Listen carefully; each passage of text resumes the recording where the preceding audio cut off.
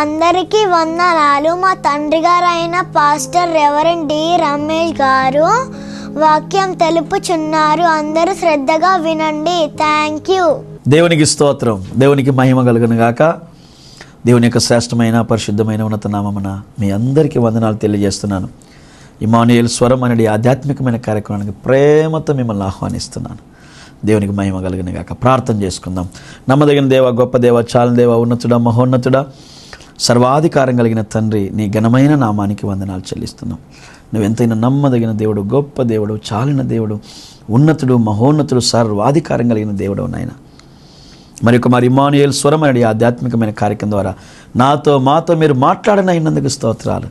నీ బిడ్డను దర్శించిన ఆయన, ఆకర్షించిన ఆయన, ప్రతి ఒక్కరితో మాట్లాడిన ఆయన. ఈ సమయంలో నీ దాసు నన్ను కూడా నీ ఆత్మతో నింపుతండి, మాట్లాడి మహిమ పొందమని యేసు నామం అడిగి పొంది ఉన్నాము తండ్రి, ఆమేన్.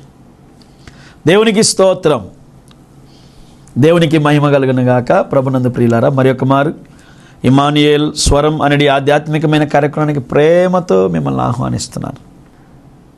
మీ అందరిని బట్టి నేను దేవుణ్ణి ఎంతగానో స్తుతిస్తున్నాను. ప్రతి శుక్రవారం 5 నుండి 5:30 వరకు దేవుడు ఇమ్మానుయేల్ స్వరం అనే ఆధ్యాత్మికమైన కార్యక్రమం ద్వారా మనతో మాట్లాడుతున్నాడు. ఈ కార్యక్రమం ద్వారా ఎంతోమంది ఆత్మీయులను దేవుడు నాకు ఇచ్చాడు.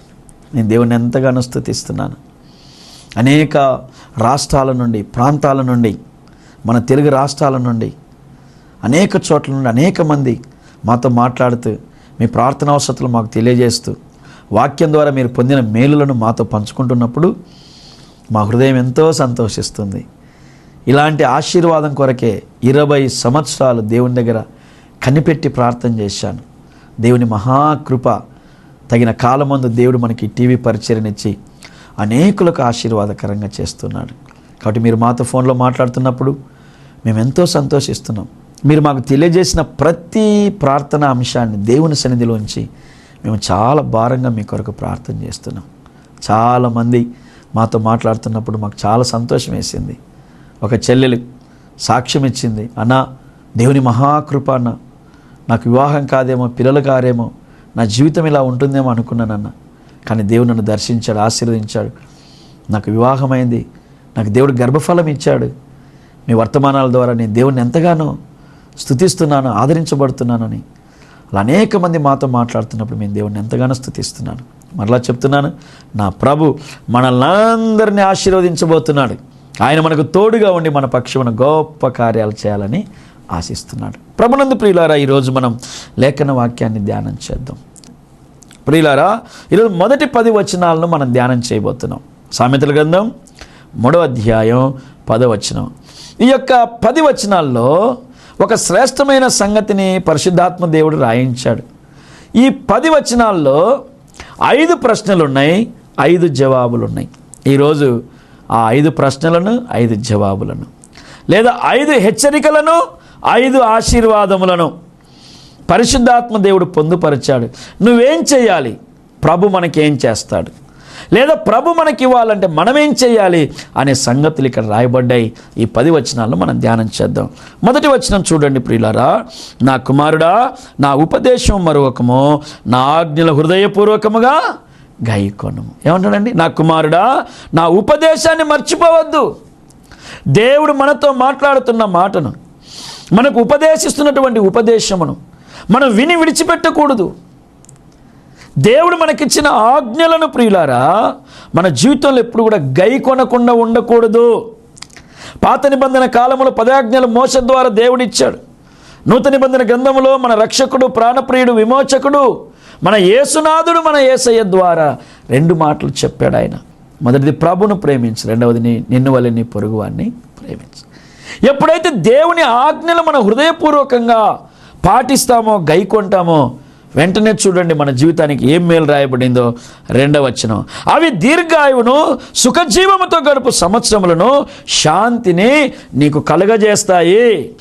నీ జీవితంలో, నా జీవితంలో, మన జీవితంలో దీర్ఘాయుష్మంతులుగా బ్రతకాలనుకుంటున్నామా? సుఖ సౌఖ్యాలతో బ్రతకాలనుకుంటున్నామా? శాంతి సమాధానంతో బ్రతకాలనుకుంటున్నామా? అయితే ఈ లోకంలో మనం చేయాల్సిన మాట ఏంటంటే దేవుని ఉపదేశమును మరవకుండా దేవుని ఆజ్ఞలను గైకొనాలి. దేవునికి మహిమ కలుగునుగాక. దేవుడు ఎప్పుడైతే చెప్పినటువంటి మాటను మన జీవితంలో మనం ఫాలో అవుతామో ఆటోమేటిక్గా దేవుడు మనల్ని ఏం చేస్తాడంటే మన ఆయుష్ కాలమును పెంచుతాడు.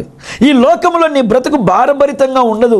కొంతమంది చూడండి, ఎందుకు పుట్టామండి మేము, నాకు సావు రాకుండా ఉంది, ఏం జీవితం ఈ జీవితం, ఈ కష్టాన్ని పడలేకపోతున్నా, ఈ నష్టాన్ని నేను భరించలేకపోతున్నా, ఈ శోధనలు ఈ బాధలు నా వల్ల అయితే లేదు, సాగరాన్నైనా ఈదొచ్చు కానీ సంసారాన్ని ఈదలేవు అంటారు కొంతమంది. ఒకసారి సముద్రంలో దూకు అర్థమైంది. ఏమండి, చాలామంది వారి జీవితాలను బట్టి వాళ్ళు కృంగిపోతూ ఉంటారు. అలాంటి జీవితమే కనుక ఉంటే దేవుడు మనకు అనుమతించేవాడు కాదండి. మనల్ని దేవుడు ఆశీర్వదించాడండి. మీరు ఫలించండి, అభివృద్ధి చెందండి, విస్తరించండి, లోకాన్ని నింపండి, లోపరుచుకో. దేవుడు మనల్ని ఆశీర్వదించాడు. నీ జీవితాన్ని కష్టాలతో, కన్నీళ్లతో, ఇరుకుతో, ఇబ్బందితో నడపడానికి కాదండి. మనకు అలాంటి బ్రతికే ఉంటే ఎందుకు అనుమతిస్తాడండి దేవుడు? ఎందుకు మరి అలాంటి వాళ్ళు ఉన్నారంటే, ఇదిగో దేవుని ఉపదేశాన్ని మనం అనుసరిస్తలేదు. కాబట్టి ఈరోజు ఇమ్మానుయేలు స్వరం అనే ఆధ్యాత్మికమైన కార్యక్రమాన్ని వీక్షిస్తున్న దేవుని జనాంగమా, దేవుని బిడ్డలారా, మన జీవితంలో దీర్ఘాయువును, సుఖ జీవితంతో పడుకు సంవత్సరాలను, శాంతిని పొందాలంటే దేవుని ఆజ్ఞలను హృదయపూర్వకముగా గైకొనాలి.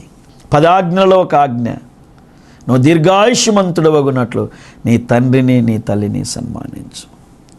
నీ జీవితంలో నువ్వు తృప్తి కలిగి బ్రతుకున్నట్లు నీ పొరుగువానిది ఏది ఆశించకూడదు. స్తోత్రం కలుగునుగాక. కాబట్టి మన జీవితంలో దీర్ఘాయువు, సుఖజీవితంతో శాంతి కలగాలంటే దేవుని మాట వినాలి. 2వ చూడండి ప్రియులారా, ఎంత చక్కగా ఉందో. 4వ వచనాన్ని చదువుదాం, మనకు బాగా అర్థమవుతుంది. అప్పుడు దేవుని దృష్టి యందును మానవుల దృష్టి యందును నువ్వు దయనుంది మంచివాడవు అని అనిపించుకొందువు. మనం అందరికీ మంచివాడు అనిపించుకోవాలని ఇష్టం కదండి. ఆవిడ మంచి ఆవిడండి, ఆయన మంచోడండి అని అనిపించుకోవాలంటే ఇష్టం కదా. ఈ లోకంలో కొంతమంది ఉంటారు, పొగిడామనుకోండి మొత్తం మనకి ఇచ్చేస్తారు. అక్క నువ్వు చాలా మంచిదాన్ని అక్క అన్నారే అనుకోండి, చెల్లె టీ తాగు చెల్లె అంటారు. టీ తాగిన తర్వాత అక్క అబ్బా నువ్వు చాలా గొప్ప ప్రార్థనా పర్రాలు అక్క, నీలాంటి అక్క అసలు మన సంఘంలో లేదక్క అని ఒక మాట అనండి, నీకు మధ్యాహ్నం భోజనం కూడా తయారైపోయింది. దాంతో చికెనో మటనో ఉండేటట్లుగా చూస్తుంది. ఇక ఆ తిన్న తర్వాత ఇంకొంచెం చేసామనుకో నైట్కి భోజనం కూడా పెట్టి క్యారేజ్ పెట్టి పంపిస్తుంది. మనుషులందరికీ కూడా ఒక ఆశ, మంచోళ్ళు అనిపించుకోవాలా అని. మరి ఎప్పుడు నువ్వు మంచివాడు అనిపించుకుంటావు దేవుని దృష్టిలో, మానవుని దృష్టిలో అంటే 3వ వచనంలో రాస్తున్నాడు, దయను సత్యమును ఎన్నడు నిన్ను విడిచిపెట్టి పోనీయకము, వాటిని కంఠాభూషణముగా ధరించుకొనము, నీ హృదయం అనే పలక మీద వాటిని రాసుకొనము. అప్పుడు ఎప్పుడు దయగలిగిన మనసు, సత్యమైన జీవితము ఏనాడు మనల్ని విడిచిపెట్టి పోకూడదు. దయగల వారిపైన దేవుడు దయ చూపిస్తాడు, సజ్జనుల ఎడల దేవుడు మేలులను అనుగ్రహిస్తాడు. కాబట్టి దయ, సత్యము ఎప్పుడు నీవు కలిగి ఉన్నట్లయితే అప్పుడు నీవు మానవుల దృష్టిలోనూ దేవుని దృష్టిలోనూ దయనుంది మంచివాడు అని పెంచుకుంటావు. దేవునికి మహిమ కలుగును గాక. ఈ లోకంలో మంచి ఉందే, ఈ లోకంలో మంచి కొంతసేపే. ఈ లోకంలో మనుషులు ఎట్లా, నువ్వు పెడితే పెళ్లి కోరతారు, పెట్టకపోతే చావు కోరతారు అంటారు చూడండి. ఏదో మనము ఏమంటే క్రియారూపకంగా ఏదో నటించి యాక్ట్ చేస్తే అది ఎక్కువ కాలం ఉండదు. దయగలగా మనస్సు నిన్ను విడిచిపెట్టి పోనీయద్దు, నీతిగల జీవితం నిన్ను విడిచిపెట్టి పోవద్దు. అప్పుడు దేవుడు అంటున్నాడు, మానవుల దృష్టిలోనూ దేవుని దృష్టిలోనూ నువ్వు దయనుంది మంచివాడు అనిపించుకుంటావు. దేవునికి మహిమ కలుగునుగాక. హల్లెలూయా. ఇప్పుడు 3వ మాట చూడండి ప్రియులారా, ఏమంటున్నాడో, నీ స్వబుద్ధిని ఆధారము చేసుకొనక నీ పూర్ణ హృదయంతో యెహోవా యందు నమ్మకముంచుకొనుము, నీ ప్రవర్తన అంతటి యందు ఆయన అధికారమునకు ఒప్పుకొనుము, అప్పుడు ఆయన నీ త్రోవలను సరళము చేయును. దేవునికి మహిమ కలుగునుగాక. నీ సొంత బుద్ధిని ఆధారం చేసుకోవద్దు. ఈ లోకంలో 2 రకాల జ్ఞానం ఉంటుందని చెప్పాడు పౌలు భక్తుడు. ఒకటిది ఇహలోక సంబంధమైన జ్ఞానం, అది దయ్యముల జ్ఞానం. 2వది పరలోక సంబంధమైన జ్ఞానం, అది పరిశుద్ధ జ్ఞానం.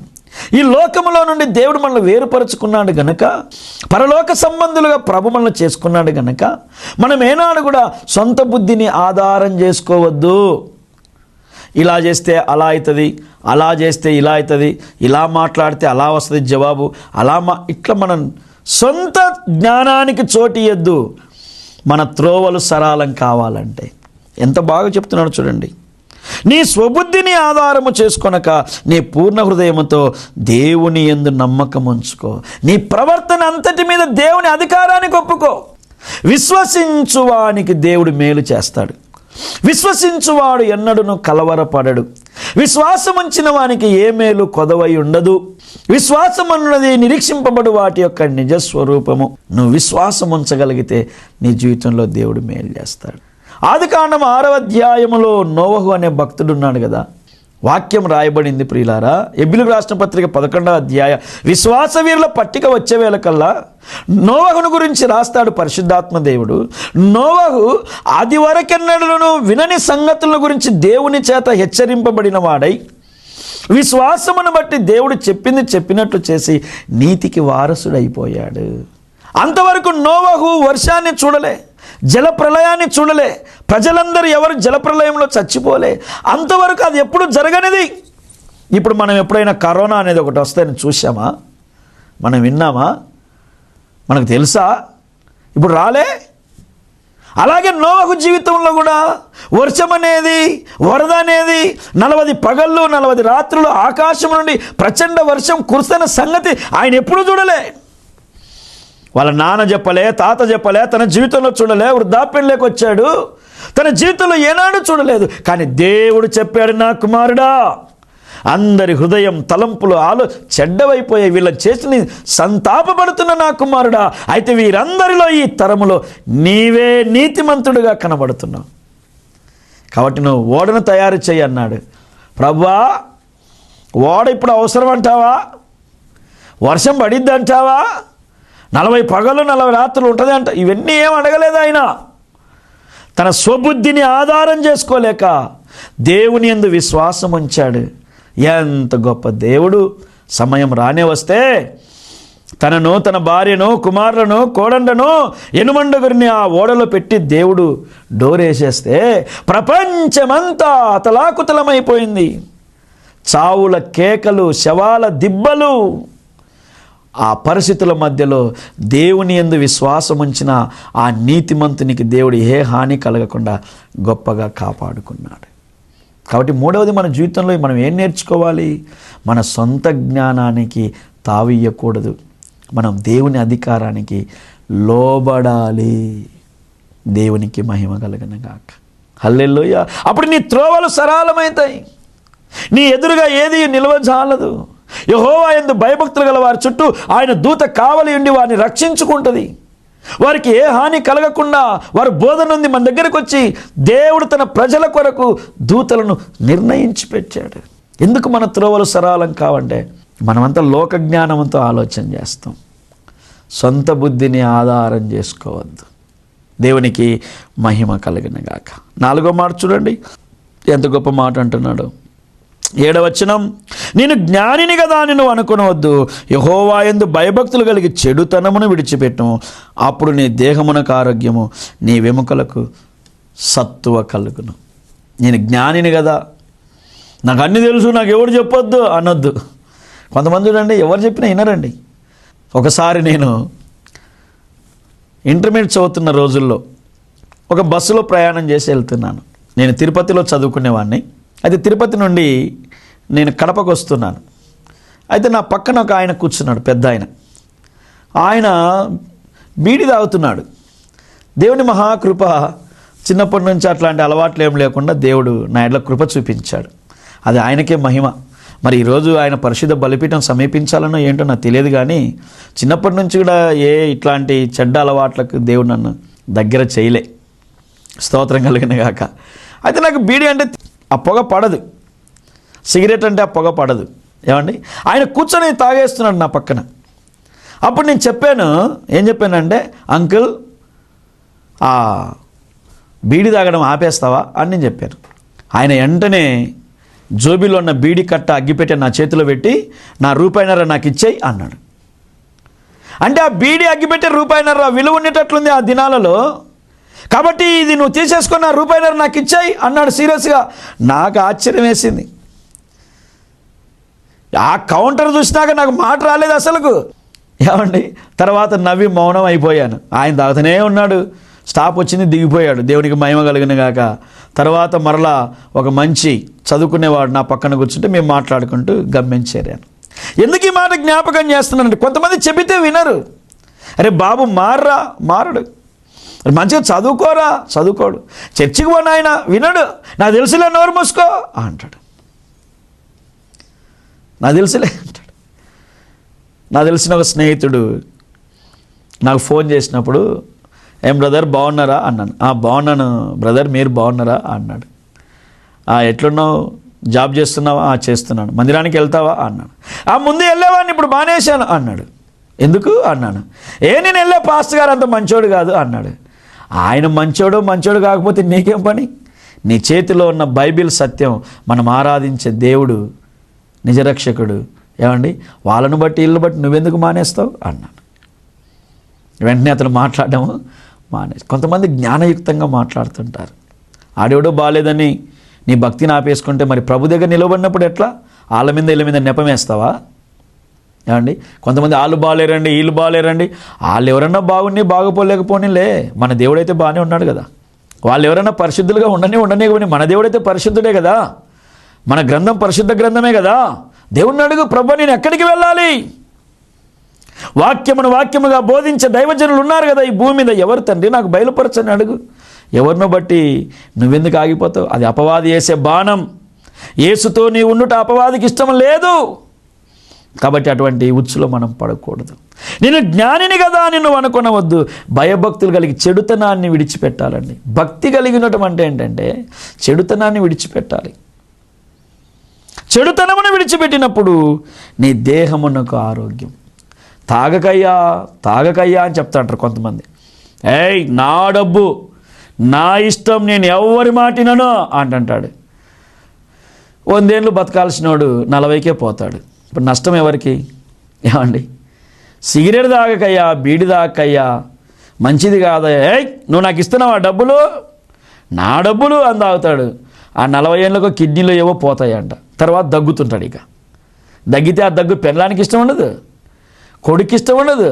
కోడలు వచ్చిందనగా ముసలాడే అప్పుడు దగ్గుతుంటాడు అంటది. నష్టం ఎవరికి? కాబట్టి మన జీవితంలో చెడుతనాన్ని పోగొట్టుకోవాలి. దేవునికి ఇష్టం లేని కార్యాలు తీసేసుకోవాలి. దేవునికి ఇష్టం లేని స్వభావం నుండి మనం వేరు కావాలి. దేవునికి ఆయాసకరమైన ప్రతి మార్గము మనం విడిచిపెట్టగలగాలి. అప్పుడు మన జీవితంలో దేవుడు గొప్ప మేలు చేస్తాడు. దేవునికి మహిమ కలుగునగాక. ప్రభునందు ప్రియులారా, ఈరోజు వాక్యం వింటున్న మనతో దేవుడు మాట్లాడుతున్నాడు. నేను జ్ఞానిని కదా అని నువ్వు అనుకోనవద్దు, నాకు అన్నీ తెలుసు అనుకోవద్దు. యెహోవా యందు భయభక్తులు కలిగి చెడుతనాన్ని విడిచిపెట్టు. అప్పుడు నీ దేహమునకు ఆరోగ్యము దేవుడు ప్రసాదిస్తాడు. నీ వెముకలకు సత్వను కలుగ చేస్తాడు. ఇప్పుడు 5వ మాటను మనం ధ్యానం చేయబోతున్నాం. 9వ వచనం. నీ రాబడి అంతటిలో ప్రథమ ఫలమును నీ ఆస్తిలో భాగమును ఇచ్చి యెహోవాను ఘనపరచుము. అప్పుడు ఈ 10 వచనాల్లో మీరు చూడండి, ఒక వచనం తర్వాత అప్పుడు అనే మాట ఉంటుంది. దేవునికి మహిమ కలుగునుగాక. హల్లెలూయా. అవి లేదా అప్పుడు అనే మాట మనం చదువుతూ వస్తాం. నీ రాబడి అంతటిలో ప్రథమ ఫలమును నీ ఆస్తిలో భాగమునిచ్చి యెహోవాను. అప్పుడు నీ కొట్టలో ధాన్యము సమృద్ధిగా ఉండును, నీ గానుగలలో నుండి క్రొత్త ద్రాక్షారసము పైకి పొరలి పారుతుంది. దేవునికి మహిమ కలుగునుగాక. 22 సంవత్సరాలుగా నేను సంఘ కాపరిగా చేస్తున్నాను. నా హృదయానికి చాలా బాధ కలుగుతుంటుంది కొన్ని విషయాల్లో. ఏంటి, దేవుని ప్రజలు ఏంటి దీవించబడతలేరు? లోకములో మన గురించి సెటైర్లేసి మాట్లాడుతున్నారు. ఒక ఆయన అంటున్నాడు, ఏమంటున్నాడంటే, మందిరానికి వెళ్ళిన వాళ్ళు బాగుపడలేదు కానీ మందిరాన్ని నడిపే పాస్టర్ గారు బాగుపడ్డారని జోకెత్తున్నాడు. అంటే విశ్వాసులు ఏమైతే లేరంట, బాగుపడతలేరంట. కానీ పాస్టర్ ఏమవుతున్నాడంట, బాగుపడుతున్నాడంట. దీనికి మన వాళ్ళు కూడా చాలామంది ఊకొడతారు ఈ మాటకి. మనం దీవించబడాలండి, అది దేవునికి ఇష్టం. మన పక్షాన మన ఎడల దేవునికి ఎంత గొప్ప ఆశ ఉందో చూడండి. యెషయా గ్రంథం ఒక్కసారి మనం చూస్తే దేవునికి మన మీద ఎంత గొప్ప ఉద్దేశం ఉందో చూడండి. యెషయా గ్రంథం 61వ అధ్యాయం 9వ వచనం. జనములలో వారి సంతతి తెలియబడును, జనముల మధ్య వారి సంతానం ప్రసిద్ధి నొందును. వారు యెహోవా ఆశీర్వదించిన జనమని వారిని చూచిన వారందరూ ఒప్పుకొందురు. చూసారా దేవునికి మన మీద ఎంతగా గొప్ప ఆలోచన ఉందో. జనులలో నీ సంతతి ఏంటో తెలియాలి. నువ్వు మంచం కింద కొంచెం కింద ఉండకూడదు. మనం మంచాల కింద కుంచాల కింద ఉండకూడదు. దీపస్తంభము మీద దీపం ఉండాలి. అప్పుడు ఇంటికంతా వెలుగు వస్తుంది. దీపమును వెలిగించి మంచం కింద కొంచెం కింద ఉంచకూడదు. దావీదంటే ఎవనికి తెలియదు. చీకటి ఉండగానే వెళ్ళిపోయేవాడు. ఎప్పుడో ఒకసారి ఇంటికి వచ్చి. దావీదు ఎవరికి తెలియదు. సమూయేలు ప్రవక్త దావీదు ఇంటికి వెళ్ళినప్పుడు మాకొక దావీదు అనే కొడుకున్నాడని కూడా చెప్పలేకపోయారు తల్లిదండ్రులు. అంటే వాడు ఎందుకు పనికిరాని వాళ్ళే మేకలు కాసుకుంటున్నా అన్నారు. నా ప్రభు ఆత్మ పొందాడు, నా ప్రభు కృప నొందాడు. ఆ మహాభక్తుడు ఆ రాజ్యమంతా దావీదు అంటే ఏంటో తెలిసిపోయింది. అది దేవునికి ఇష్టం. ఈరోజు నీవు నేను మరుగుగా ఉన్నామేమో, అలా ఉండుట దేవునికి ఇష్టం లేదు. మనము జనములలో తెలియబడాలి. ఎంత గొప్ప మాట అండి. జనముల మధ్య వారి సంతానం ప్రసిద్ధి నొందాలి. నా హృదయాభిలాష, నా ప్రార్థన ఏంటంటే ఎక్కడికి పోయినా డిపార్ట్మెంట్లో దేవుని బిడ్డలు ఉండాలి. నా ప్రార్థన అదే. ఏ డిపార్ట్మెంట్లోకి పోయినా అక్కడ దేవుని బిడ్డలు ఉంటే అక్కడ నీతి న్యాయముతో వారు పరిపాలన చేస్తారు. భక్తిపరులు గనుక నా ప్రార్థన అదే. మా సంఘములో బిడ్డలను అలా దీవించిన ఆయన, నా బిడ్డలను అలాగ దీవించిన ఆయన అని అడుగుతూ ఉంటాను. అందుకే మా సంఘములో మరి తండ్రులుగా ఉన్నవారు, ఈ దినాలలో తల్లులు ఎవరికి చదువు ఉండదు చాలామందికి. అటువంటి వారు ప్రభువుని తెలుసుకొని దేవుని దగ్గరికి వచ్చి మందిరంలో నాటబడితే ఈరోజు ఇంజనీర్లు అయ్యారు. ఎంతోమంది ఇంజనీర్లు అయ్యారు. ఇప్పుడు కొంతమందికి డాక్టర్లుగా సీట్లు వచ్చాయి. దేశ విదేశాల్లో ఉన్నారు.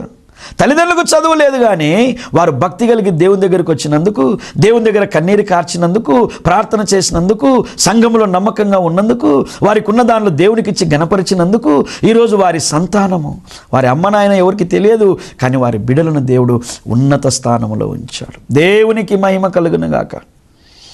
జనముల మధ్య నీ సంతతి ప్రసిద్ధి నొందాల. అంతేకాదు ప్రియులారా, యెహోవా వలన ఆశీర్వదింపబడిన వారమని మనల్ని చూచి ఒప్పుకోవాలి. కానీ మనకున్నటువంటి ఒక స్వభావం ఏంటంటే మనం దేవుని దగ్గర ఎన్నో పొందుకుంటాం కానీ దేవునికి ఇవ్వడానికి మాత్రం మనకు మనసు రాదు. దయచేసి ఈరోజు వాక్యాన్ని వింటున్నటువంటి నా ప్రియ తల్లులకు, తండ్రులకు, సహోదరులకు నా 2 చేతులు జోడించి జ్ఞాపకం చేస్తున్నాను. ఎదుటి వ్యక్తి ఎలాగన్నా ఉండని మనం వాక్యమునకు విధేయులమై వాక్యానికి జడిసి, అందుకే దేవుని అడగాల, యోగ్యమైన చోటులో నన్ను ఉంచు తండ్రి అని అడగాలి. నీ దైవజనుడు సంఘ కార్యక్రమం మీద ఆసక్తి కలిగి ఉన్నాడా? దేవుని మందిరం మీద ఆసక్తి ఉందా? దేవుని కార్యాలయం మీద ఆసక్తి ఉందా? ఆత్మల భారం పట్ల ఆసక్తి ఉందా? నీ దైవజనుడు నిరంతరం దేవుని యొక్క మహిమ కొరకు ప్రయాసపడుతున్నాడా? అయితే ఇంకా నువ్వు వెనక ముందు చూడొద్దు. ధైర్యంగా నిలిచి దేవుని పక్షాన, దేవుని రాజ్య వ్యాప్తిలో నువ్వు కూడా ఒక చేయి వేయి. నా ప్రభు నిన్ను ఆశీర్వదిస్తాడు. ఆ గుణం లేకుండా లోక సంబంధులుగా దేవునికి మహిమ తెచ్చే విధంగా లేకుండా జీవిస్తున్నారా? దేవుడిని అడుగు, దేవుడే నీకు బయలుపరుస్తాడు. ఇప్పుడు శ్రేష్టమైన 5వ సంగతి చెప్తున్నాడు. నీ రాబడి అంతటిలో ప్రథమ ఫలమును, నీ ఆస్తిలో భాగమునిచ్చి యెహోవాను ఘనపరచు. అప్పుడు నీ కొట్టలో ధాన్యం సమృద్ధి. దేవుని బిడ్డల దగ్గర సమృద్ధి ఉండాలండి. మన దేవుడు ఎవరండి? సమృద్ధిని కలుగచేయు దేవుడు. సమృద్ధి జీవమునిచ్చుటకు నేను వచ్చి తిని. మనం ఇది చేయలేకనే మన జీవితాల్లో కొరతలు, కొదవలు, ఇబ్బందులు. ఈ నియమాన్ని మనం కలిగి ఉండాలి ప్రియులారా. నీ కొట్టలో ధాన్యమును, నీ గానుగలలో క్రొత్త ద్రాక్షారసము పైకి పొరలి పారాలి. దేవునికి మహిమ కలుగునుగాక. వాళ్ళు తిని తృప్తి పొంది 12 గంపలకెత్తిరి. నీ జీవితంలో, నా జీవితంలో కూడా అట్టి ఆశీర్వాదం ఉండాలని ప్రభు కోరుకుంటున్నాడు. దేవునికి మహిమ కలుగునుగాక. నీ జీవితం, నా జీవితం అలా ఉండాలని ప్రభు ఆకాంక్షిస్తున్నాడు. దేవునికి మహిమ కలుగునుగాక. కాబట్టి ఈరోజు దేవుని యొక్క వాక్యాన్ని విన్న దేవుని బిడ్డలారా, నా 2 చేతులు జోడించి జ్ఞాపకం చేస్తున్నాను. దేవునికి ఇవ్వడానికి ఎప్పుడు సందేహించొద్దు. సంతోషంగా సనుగొద్దు, గొనుగొద్దు. దేవుడికి ఇచ్చిన దాంతోనే అప్పులు చేసి సప్పులు చేసి బంగారాలు తాకట్టు పెట్టి ఇట్లాంటి దుర్బోధలు వద్దు. నీకు దేవుడు ఇచ్చిన దాంతో సంతోషంగా సనుగొద్దు గొనగొద్దు. నీ కొట్లలో ధాన్యం ఉంటుంది. దేవునికి మహిమ కలుగును గాక. ఒక్కసారి జ్ఞాపకం చేద్దామా? దేవుని ఆజ్ఞలను హృదయపూర్వకంగా గైకొనము.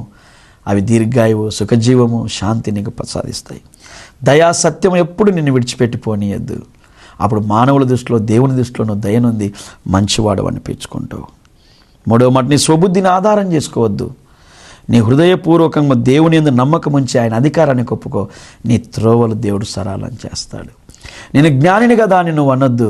భయభక్తి కలిగి చెడుతనాన్ని విడిచిపెట్టు. ఆయన నీ దేహమునకు ఆరోగ్యం ఇస్తాడు. నీ రాబడిలో, నీ ఆస్తిలో భాగమిచ్చి దేవుని గణపరచు. నీ కొట్లలో ధాన్యం, నీ గానుగలలో ద్రాక్షరసం పొరలి ప్రవహించి పారుతుంది. అట్టి తృప్తి కలిగిన సమృద్ధికరమైన జీవితాన్ని నా ప్రభు మనందరికీ అనుగ్రహించిన గాక. ప్రార్థన. నమ్మదగిన దేవానికి వందనాలు. ఈరోజు అద్భుతంగా మాతో మాట్లాడావు. ఈ వాక్యాన్ని ఎవరి హృదయం నుండి అపవాది ఎత్తుకొని పోగు నీరుగట్టి ఫలింప చేతండి. ప్రతి వారి గిన్నెలు నిండి పొరులను గాక తండ్రి. కృపాక్షేమములు ఇవ్వండి నాయన. స్తోత్రం చెల్లిస్తూ యేసునామమును అడిగి పొందినాము తండ్రి, ఆమేన్. మన తండ్రి అయిన దేవుని ప్రేమ, కుమారుని యేసుక్రీస్తు కృప, పరిశుద్ధాత్మని యొక్క అన్యోన్య సహవాసం చిన్నమనకు సంగమునకు పరిశుద్ధులకు దేవునికి సదాకాలం తోడైండి నడిపించును గాక. ఆమేన్. Praise the Lord. దేవునికి మహిమ కలుగును గాక. ఇమ్మానుయేల్ స్వరం అనే ఆధ్యాత్మికమైన కార్యక్రమం వీక్షించిన మీ అందరికీ వందనాలు. ఈ కార్యక్రమాలు మీకు ఆశీర్వాదకరంగా ఉన్నాయా? దీవెనకరంగా ఉన్నాయా? అయితే మీరొక్కరు విని సంతోషించడం గాక అనేకులకు తెలియపరచండి. ఇమ్మానుయేల్ స్వరం అనే యూట్యూబ్ ఛానల్లో కూడా ఈ కార్యక్రమాలు మీరు వీక్షించండి. ప్రభు దీవెనలు పొందండి. మా కోసం ప్రార్థించండి. Thank you. God bless you. దేవుడు మిమ్మల్ని అందరినీ ఆశీర్వదించను గాక. Praise the lord. మా ఆరాధనలు జరుగు స్థలం, మా మొదటి ఆరాధన ఉదయం 8 గంటలకు గాజుల రామారం రవినారాయణ రెడ్డి నగర్ నందు జరుగును. మా రెండవ ఆరాధన ఉదయం 11:30 మియాపూర్ ఓల్డ్ ఆఫీస్పేట్ సాయినగర్ నందు జరుగును. పాలు పొంది దీవెనలు పొందగలరు. మా address Reverend D Ramesh, Emmanuel prayer home international ministries, 2-327 Sainagar, old Hafeezpet, Miyapur, Hyderabad. మీ ప్రార్థన అవసరతల కొరకై మీరు సంప్రదించాల్సిన మా ఫోన్ నెంబర్ 9912956528.